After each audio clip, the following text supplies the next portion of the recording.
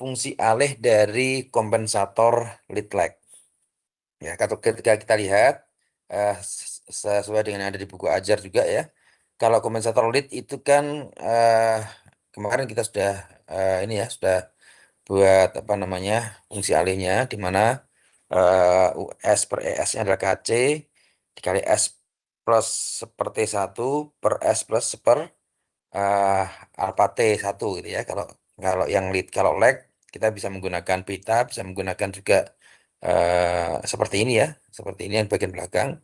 Jadi kalau kita lihat desain kompensator lead lag itu yang bagian depan ini adalah bagian leadnya dengan gamma ini ya sama dengan alpha ya. Kalau alpha itu yang di bawah ya, di bawah alpha T1 itu berarti nilainya adalah antara 0 dan 1. Jadi kalau kita pindahkan menjadi gamma dia berada di atas, maka nilainya akan lebih besar dari 1. Ya, sama seperti kompensator lag juga sama. Kalau betanya ini kita taruh di bawah, maka dia lebih besar dari 1. Oke.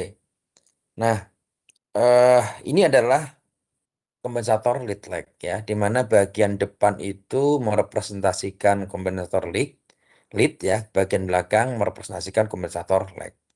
Nah, kalau strukturnya atau fungsi alihnya bentuknya seperti ini ya, di mana kita menggunakan gamma ya, menggunakan gamma dan menggunakan beta, gamma di atas, beta di bawah, maka nilai gamma dan beta ini sama-sama lebih besar dari 1 ya. Sama aja ya, sama aja ya. Ini seperti lead dan lag kemarin itu. Kemudian untuk perancangan kompensator lead lag ini kita bagi menjadi dua metode perancangan. Yang pertama adalah kalau misalkan gamma dan beta ini tidak sama. Jadi bisa saja kita desain gamma dan beta ini sama ya. Bisa saja kita desain begitu. Tapi kita coba lihat dulu bagaimana kalau misalkan gamma dan beta ini tidak sama. Jadi nilainya tidak sama.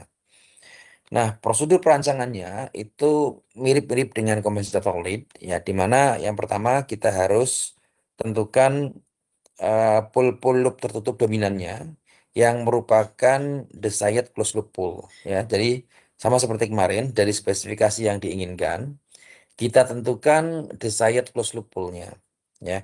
Biasanya ini juga merupakan pasangan conjugate kompleks sama seperti kemarin ya. Jadi kita tentukan desired closed loop poolnya dari spesifikasi yang diinginkan. Misalkan zeta aksen dan omega n aksen ini sudah ditentukan ya, ditentukan dalam spesifikasi desain atau dari soal lah, kita katakan begitu ya.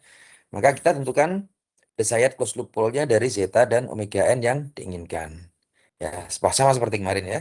Kemudian yang kedua, dengan menggunakan fungsi alih yang belum terkompensasi GS, itu kita hitung sudutnya dari titik uji desired closed loop pool sehingga kita bisa menentukan atau mencari kekurangan sudutnya ya. Jika sistem closed loop itu termasuk ada kompensasi lead lag-nya ya, kurangnya dari plus minus 180 derajat berapa, sama seperti lead kemarin ya. Ya, jadi kita hitung sudut dari GS terhadap desired closed loop pool, kemudian kita hitung kurangnya dari plus minus 180 derajat. Nah, sudut itu yang harus dipenuhi oleh kompensator lead lag ya. Nah, eh, bedanya dengan kompensator lead dan kompensator lag kemarin adalah bahwa kekurangan sudut ini hanya akan dipenuhi oleh bagian lead saja. Jadi kita dalam menghitung kekurangan sudutnya, maka kita berasumsi bagian yang lag, ya bagian belakang ini, ya bagian belakang ini, eh sebentar, ini bisa nggak ya pakai ini?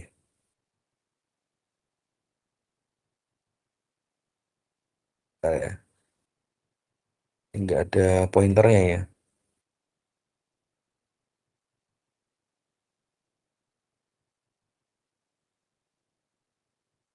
Hmm, udah nggak usah pakai pointer ya, pakai ini, pakai mouse aja ya. Jadi eh bagian belakang ini, bagian leg, ini kita asumsikan sudutnya sangat kecil, ya, sudutnya sangat kecil. dan juga nanti magnetudnya juga sangat kecil, sehingga kekurangan sudut nanti akan dihitung dengan menggunakan atau dipenuhi dengan bagian lid atau bagian depan. Nah, cara menghitungnya nanti juga sama ketika kita mendesain kompensator lid, ya. Jadi eh, kita tentukan dulu bagian apa apa namanya kurangnya berapa. Kalau positif ya berarti bagian sudut di atas harus lebih besar daripada sudut di bawah. Kalau negatif berarti dia sudut di atas harus lebih kecil daripada sudut yang di bawah, ya. Jadi bagian lid ini yang kita gunakan untuk memenuhi kekurangan sudutnya. Ya, ini asumsinya adalah bagian leg itu kekurangan sudutnya sangat kecil, atau menyumbang sudut sangat kecil, dan juga nanti kita asumsikan karena sudutnya sangat kecil maka pasti magnetudnya juga akan sangat kecil, ya. Jadi sekali lagi untuk kekurangan sudutnya itu nanti akan kita penuhi dengan mendesain bagian kompensator leadnya. Ya, misalkan seperti kemarin kurangnya 30 derajat, maka perbedaan antara sudut bagian atas S plus per T1 ya dan sudut S plus gamma per T1 ini perbedaannya ada 30 derajat. Ya, ini kalau kita lihat atau kita ujikan dari titik uji pada desired closed loop pole-nya. Kemudian yang ketiga, ya, kita nanti akan asumsikan bahwa kita akan memilih nilai T2 yang besar, ya, sehingga magnitud dari bagian leg ini akan mendekati satu, ya. Jadi kalau T2-nya besar, maka betanya ini kan menjadi tidak begitu pengaruh gitu ya, tidak begitu pengaruh karena betanya kan kecil aja gitu ya.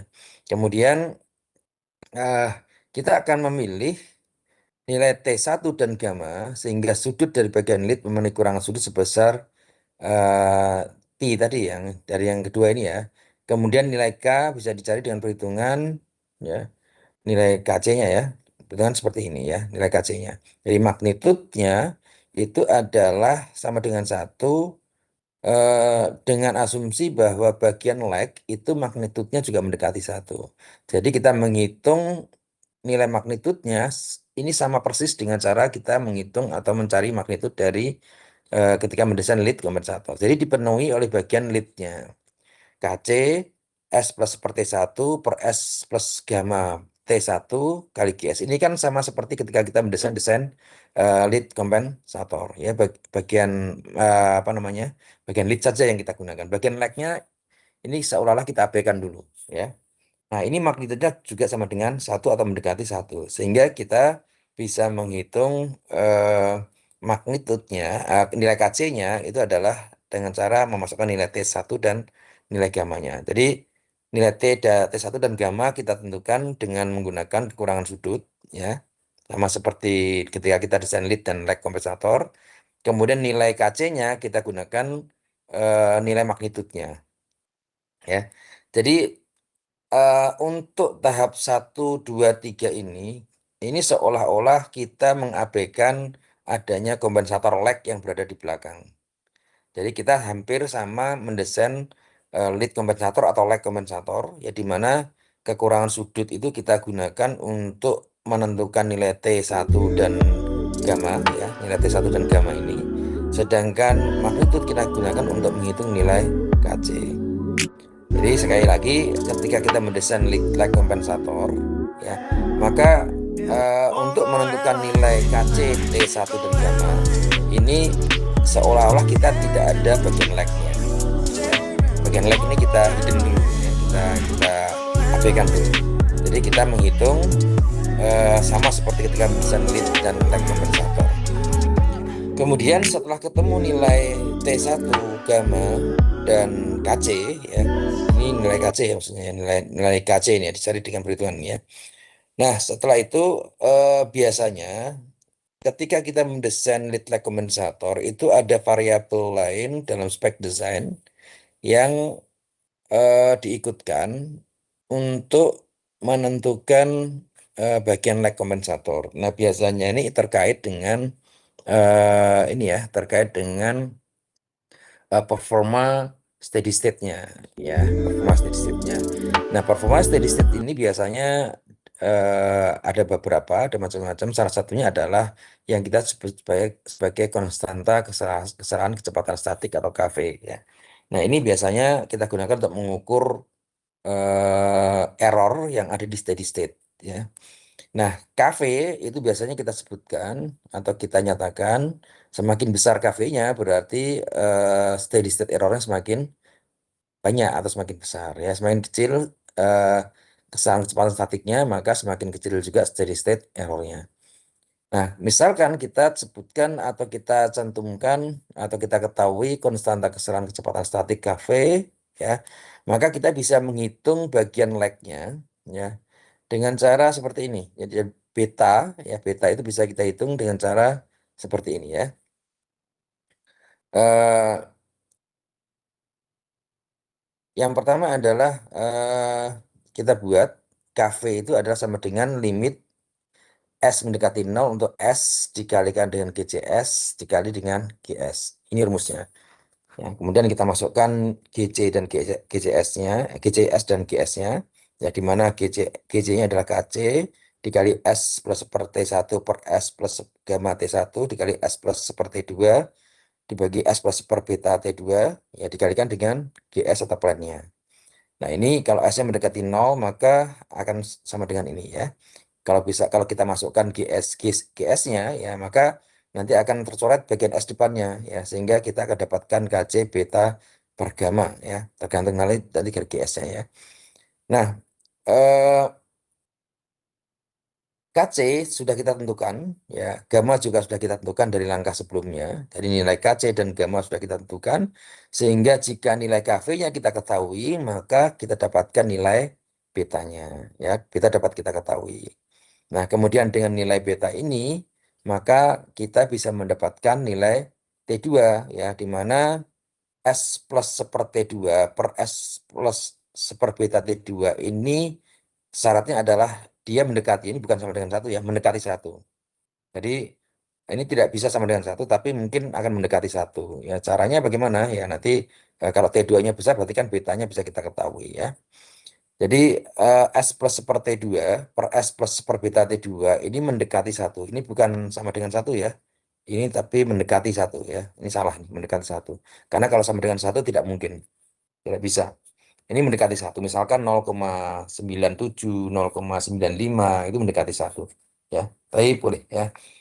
Kemudian yang kedua syaratnya adalah eh, sudut yang terbentuk antara bagian atas dan bagian bawah ini antara min 5 dan 0. Jadi sangat kecil, ya, antara min 5 dan 0. Nah, kalau seperti ini berarti sudut bagian bawah itu akan lebih besar daripada sudut bagian atas. Tetapi bedanya tidak lebih dari 5 derajat, ya. Itu, ya. Jadi eh, keduanya ini harus terpenuhi. Jadi untuk menentukan nilai T2, beta kan dicari dengan menggunakan ini, ya. Beta dicari dengan menggunakan konstanta kesalahan kecepatan statik atau KV. Didapatkan di beta dari sini, ya. Beta bisa dapat dari sini. Kemudian untuk mencari nilai T2, maka harus dipenuhi dua persamaan ini. Ya, jadi magnitudnya S plus per T2 per S plus per beta T2 ini harus mendekati satu. Bukan sama dengan satu, ya. Sekali lagi bukan sama dengan satu. Karena tidak mungkin kalau sama dengan satu. Ini mendekati satu, misalkan, ya, ya, paling tidak di atas 0,9 lah, ya. 0,995, 0,96 gitu, ya. Mendekati satu.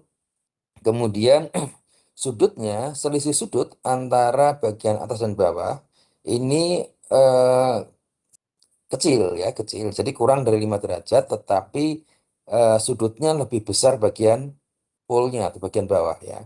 Jadi sehingga menjadi negatif. Jadi sudutnya kurang dari 5 derajat negatif, ya. Artinya bagian polnya itu lebih besar dari bagian zeronya. Nah, dua kondisi ini sehingga kita dapatkan nilai beta dan T2. Ini untuk prosedur kalau nilai gamma dan beta tidak sama, ya. Nah, dengan mendapatkan semua Kalau nilai ngomongin Shalom Power Metro di KC, Jakarta, jagoannya ya kemudian ini gamma, rukonya T1, kecil banget. Sampai beta, sekarang lu pincang T2, maka kemana-mana. kita Bahkan ada bisa yang super megah. menggambarkan Hebatnya enaknya masih sama sama ini 11 ya tahun yang lalu. menggambarkan Begitu lo cobain menu rangkaian beratnya, elektronik. baru deh lo ngerti kenapa Rangkaian tempat ini nggak elektroniknya berasa burung darah. Ya agak boleh berbeda dikit ya. mungil, tapi Kemarin empuk sudah kita banget, buset. singgung Tulang-tulangnya bisa gue rangkaian cerna dan elektronik rasanya nggak untuk malah-malah gurih gimana gitu. Untuk lead rame-ramean, lag claypot rice-nya boleh kompensator. lah, crispy pork Sebentar, ada, chashu ada, ayam ada, lapcong ada. Nah, masa lead lag katanya kalau sering kompensator. makan bebong tuh bisa nangkal Nah, ini pelet. ya, Ya gue pesen lead pork lag knuckle packingnya kompensator. sekalian lah. Biasanya kan bebek packing. Ini pork knuckle, Jack ini brace sampai dagingnya Seperti ini bentuknya ya. lemes kayak bisa jatuh dari Jadi seperti motor. ini, hampir Ini sama Chinese dengan lead signature dan di lag kedua. Kalau enak kompensator. begini mah auto Bedanya desain adalah tua. tetap kita menggunakan nilai Kalau T1, ngomongin Shalom T2, Bouter gamma ngejrot dan di beta Jakarta, jagoannya ya untuk ini. Dari dulu infonya kecil. apa namanya Kerja, komponen-komponen habis pulang atau kerja nilai-nilai dari Oh, komponen habis dari pulang kerja di rangkaian mana? elektroniknya. Ini adalah lead lag kompensator. Oh, di Kuningan. Oh, Nah, dekat lead dari lag sini dong kompensator ya. ini Oh. itu biasanya kita gunakan untuk menyempurnakan kompensator lead atau kompensator lag. Jadi kalau kompensator lead itu Jaksel kali. lebih ke arah kecepatan, kalau lag itu lebih ke arah kestabilan. Gila lu rumah gue Ya, deket Kemang lead lag kali. ini kita gunakan untuk menggabungkan antara kecepatan dan Ntar kamu ditayangin untuk di YouTube, supaya boleh steady nggak state ini errornya mukanya? juga semakin kecil. Boleh. Boleh lah kan Itu bukan untuk inceran kalau polisi. misalkan gamma dan Masa betanya nggak boleh? tidak sama Apa ya. ya? Tadi mesin Nah, bakso sekarang apa? bagaimana metode yang kedua? Kalau gamma dan betanya Oh, sama. tenis sama keju. Nah, kalau Cobain dong gamma bos dan bakso beta keju. sama, maka prosedur perancangannya adalah seperti ini. Atasnya pakai meses sedikit Yang ya. pertama Jatuhnya masih coklat sama. keju. Jadi kita Udah pada bayar dari belum? spesifikasi Oh, belum. yang Ya udah, ntar saya diinginkan, bayar ya. kita tentukan pole Alah, desired aja. plus loop pole-nya. Jadi kita tentukan pole loop tertutup dominannya Dalam hati gini. yang diinginkan dari spesifikasi, sama seperti Kerja. yang pertama Guys, ya, bantuin gue pilih gamma baju dan buat beta sama TikTok dan Awards beta. dong. Asli, gue gak Kemudian, nyangka banget tahun nah ini gue bedanya di sini dinominasiin yang kedua lagi langsung Input Creator of the kita Year. dari Menang gak kecepatan menang, statik pokoknya gue kafenya, harus dari tampil steady state darah. errornya Nah, tahun ya, ini tuh era of kita icon. Dan nyatakan dalam asli bentuk ya, konstanta koleksi baju kesalahan Mona Lisa tuh bagus-bagus banget. konstanta kesalahan kecepatan statik kafe.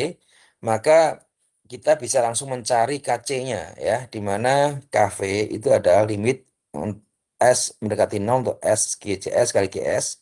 Nah, karena gamma sama dan beta maka akan saling menghilangkan ya. Gamma dan beta itu akan saling menghilangkan sehingga hanya tinggal SKC dikalikan GS saja.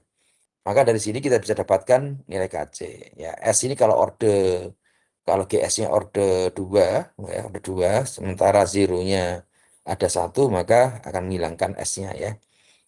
S-nya pasti akan hilang ya. Kemudian nilai KC bisa kita dapat dari sini ya. Nilai KC bisa kita dapatkan dari sini. Kita sudah dapat nilai KC. Kemudian dengan menggunakan fungsi alih yang belum terkompensasi GS, kita tentukan kekurangan jumlah sudutnya sama seperti langkah kedua pada yang di atas ini ya. Jadi kita tentukan sudutnya, kekurangan sudutnya dengan cara kita ujikan GS ya terhadap desired closed loop pole ya. Nah, dari situ kita dapatkan sudut dari GS sehingga kita bisa hitung kekurangannya. Nah, bagian lead sekali lagi kita gunakan untuk menutupi kekurangan ini.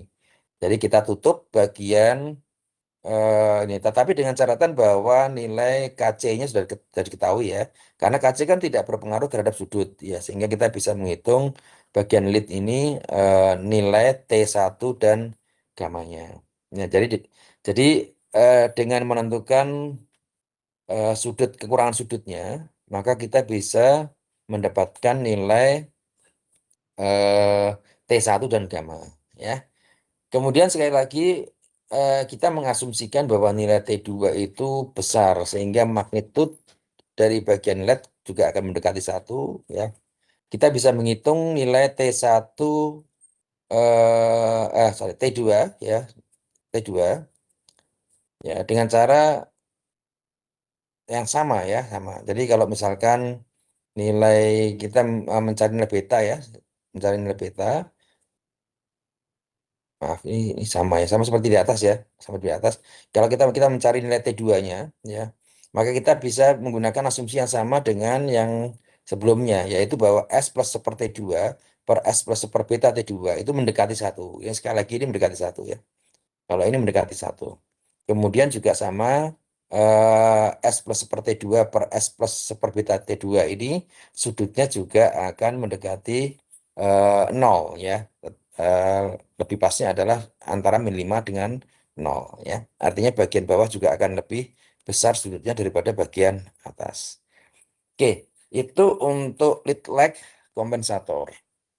Jadi sekali lagi ketika kita mendesain lead lag kompensator, maka untuk menghitung kekurangan sudut, baik gamma sama dengan beta maupun gamma tidak sama dengan beta, itu dipenuhi oleh lead kompensator. Demikian pula dengan magnitudnya ya, dipenuhi oleh lead kompensator.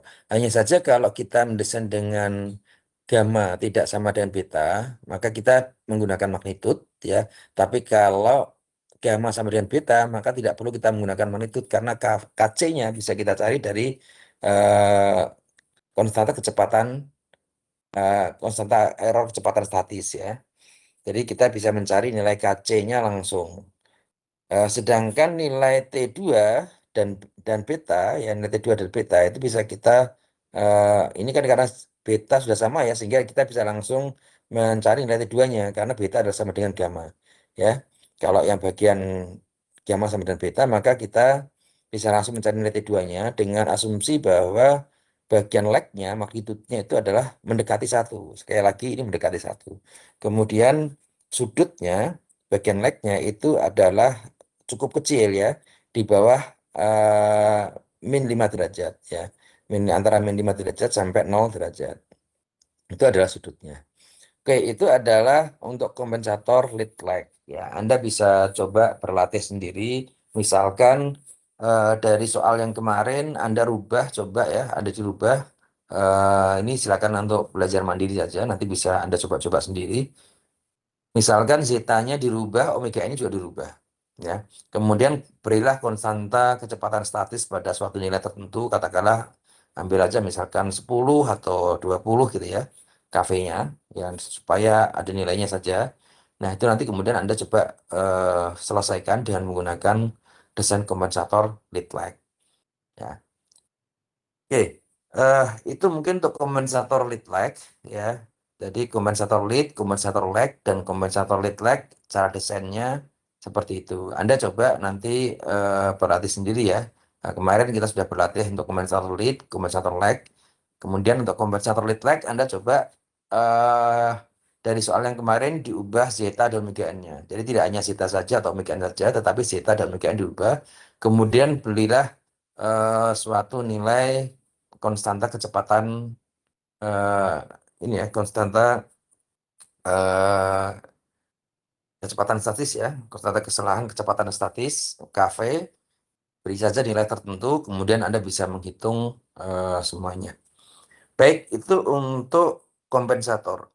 Nah, eh, kompensator berikutnya adalah yang sudah pernah mungkin kita pelajari juga ketika di dasar sistem kontrol. Jadi ini sebenarnya bagian dari kompensator. Controller PID itu adalah bagian dari kompensator yang memiliki desain khususnya, sehingga akhirnya kita sebut sebagai controller PID. Nah, controller PID sendiri kita sudah pernah belajar waktu di dasar sistem kontrol ya, eh, merupakan gabungan antara komponen-komponen proporsional, integral, dan derivatif ya. Jadi pada umumnya controller PID itu eh, apa namanya, gabungan dari kontrol proporsional, kemudian proporsional integral, dan proporsional derivatif dan proporsional integral derivatif ya. Jadi sebenarnya kontrol PID itu tidak bisa integral berdiri sendiri maupun derivatif berdiri sendiri ya. Biasanya gabungan antara proporsional integral atau proporsional derivatif atau proporsional integral derivatif. Nah, yang pada umumnya itu kita seringkali yang menggunakan adalah proporsional saja, atau proporsional integral saja, atau proporsional integral derivatif. Jarang kita menggunakan proporsional derivatif. Karena derivatif itu biasanya eh, sangat sensitif terhadap adanya error. Nah, dari sisi teorinya, ini mungkin Anda bisa baca sendiri di ini ya, di buku ajar ya. Yang mungkin Pak Aris inginkan adalah kalian coba melakukan riset ya terkait dengan kontrol PID ini ya. Silakan nanti kalian masing-masing ya membuat tugas membuat tugas resume tentang kontrol PID dan eh, bagaimana cara tuning kontrol PID ya dengan menggunakan trial error dan Ziegler-Nichols. Mungkin ketika eh, di dasar sistem kontrol ya kita sudah pernah belajar mengenai Ziegler-Nichols ya.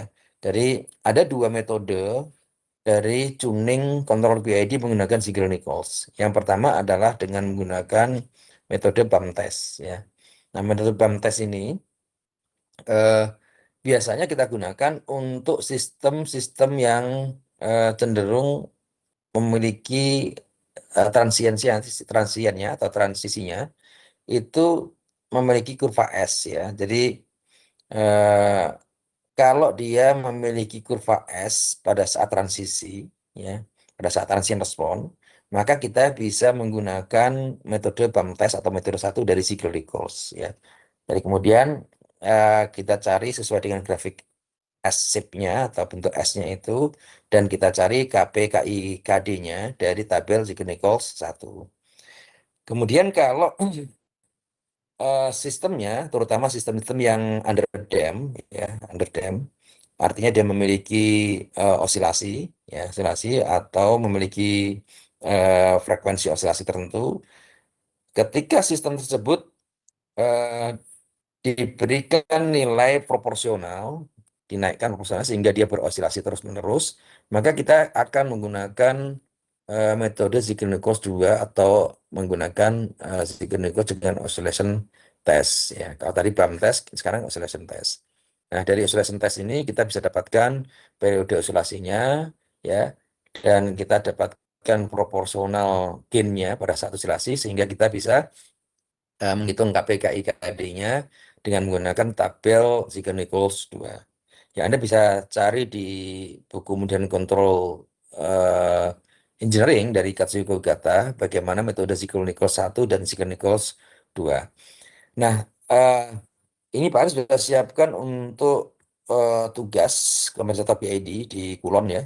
Jadi silakan Anda mencari atau merancang sistem order 2 ya, sistem order 2 di mana sistem atau plan order 2 ini merupakan plan under dam.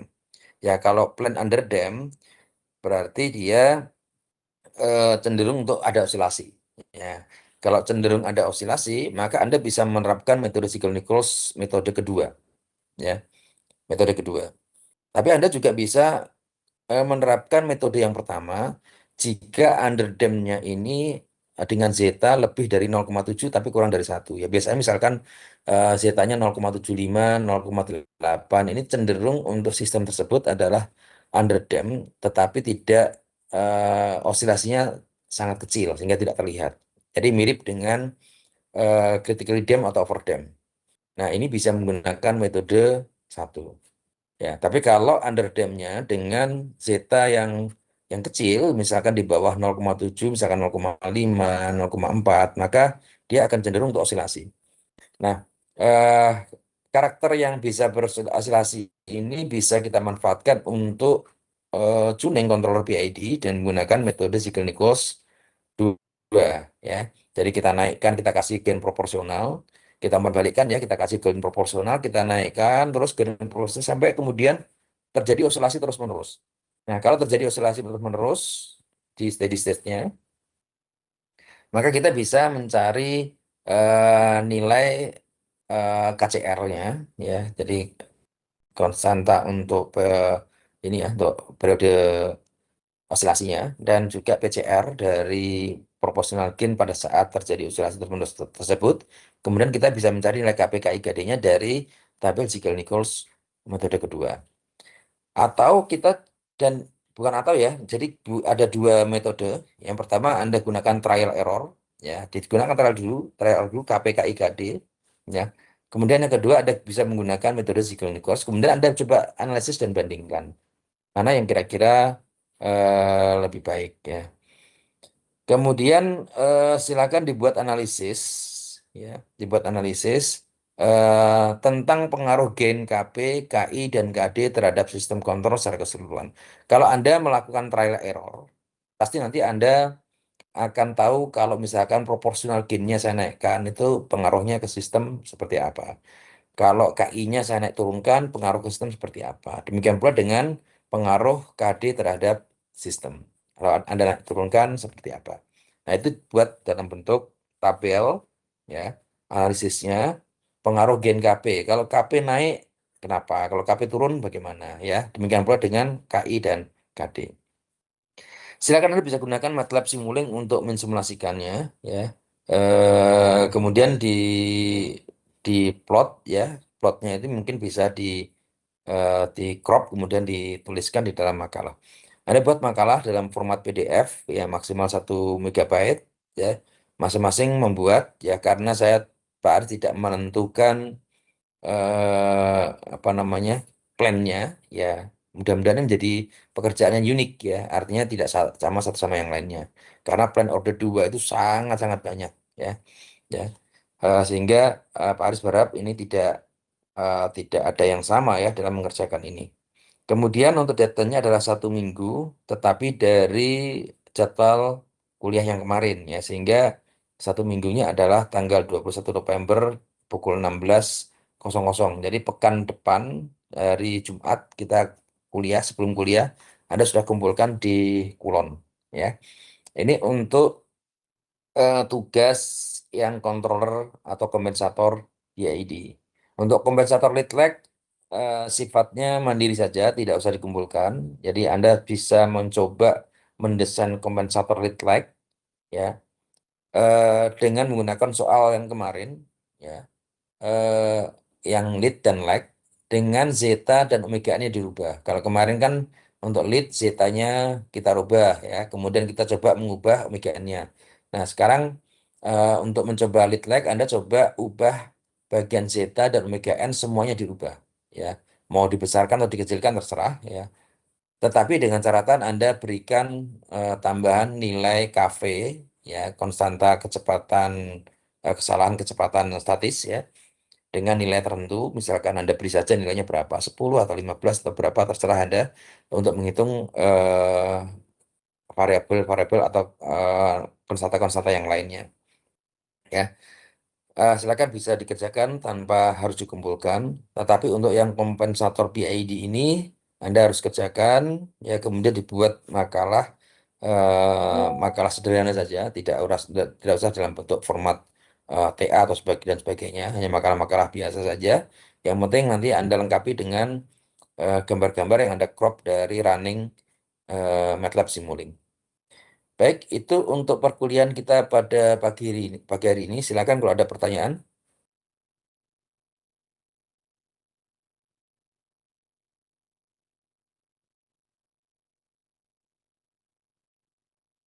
Kalau tidak ada pertanyaan, ya silakan untuk bisa dilanjutkan untuk mengerjakan tugasnya, terutama yang kompensator PID harus dikumpulkan paling lambat pekan depan ya, hari Jumatnya, hari Jumat jam 16 sebelum kita mulai perkuliahan pekan depan. Baik, itu mungkin yang bisa Pak Aris sampaikan pada pagi hari ini. Sekali lagi, mohon maaf mengganggu waktu libur kalian. Eh, Mudah-mudahan ini bisa dipahami dan pekan depan kita sudah lanjut ke materi yang lainnya yang terkait dengan frekuensi respon atau respon atau tanggapan frekuensi. Ya, pekan depan Pak Aris akan menjelaskan mengenai Bode diagram, bagaimana cara menggambar Bode, ya. Kemudian bagaimana menganalisis kestabilan dari suatu plan atau sistem dengan menggunakan Bode, ya. Kemudian juga kita akan melihat mengenai quiz plot pada pekan-pekan berikutnya. Baik, itu dari Pak Aris. Terima kasih Pak Aris. Sekian. Kalau tidak ada pertanyaan, kalau mungkin masih ada pertanyaan yang nanti teringat setelah perkuliahan bisa disampaikan melalui grup WA. Terima kasih. Wassalamualaikum warahmatullahi wabarakatuh.